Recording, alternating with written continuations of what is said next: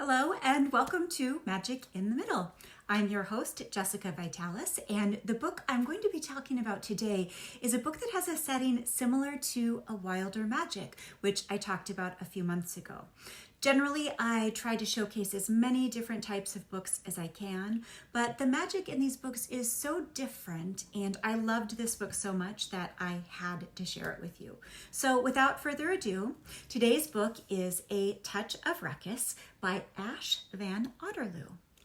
Where A Wilder Magic was about earth magic and the main character could manipulate the woods around her, A Touch of Ruckus features a character named Tennessee who can pull the memories from objects by touching them with her bare hands.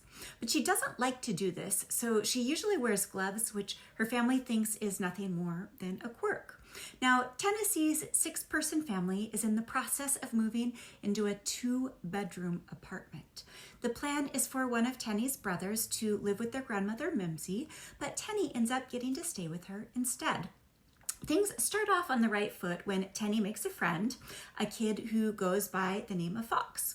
Fox is obsessed with ghost hunting for reasons that Tenny doesn't understand, but she goes along with them until her magical gifts reveals a new talent that she's desperate to keep hidden. She can actually communicate with ghosts. The ghosts have a haunting message for her that trouble is coming, but everything seems to be going okay, even if Tenny doesn't much care for Mimsy's new sweetheart. Unfortunately, things continue to escalate with the ghosts, and eventually Tenny has to come to terms with Fox's heartbreaking obsession with the ghosts. She also has to come clean about her own gifts to Fox and to her family. The problem is that if she does that, she's going to create a ruckus that could hurt the people that she loves the most. So this book is funny and spooky and sweet, and one of the things I really love about it is the non-binary representation.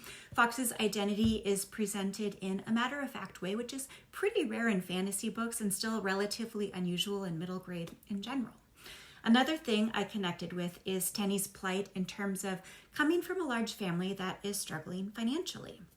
As the most responsible child, she's under constant pressure to help with her siblings.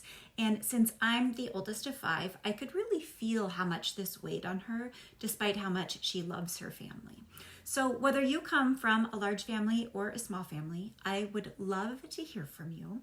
You can find me at jessicavitalis.com, on Twitter at Jessica Vitalis, or on Instagram at Jessica V Author. Oh, and if you love this story, this is actually a companion novel to the author's previous book, Cattywampus, which is set in the same location, but you don't have to read Cattywampus in order to love this story. So that's it for this month. I hope that you love A Touch of Ruckus and that you'll join me again next month for more Magic in the Middle.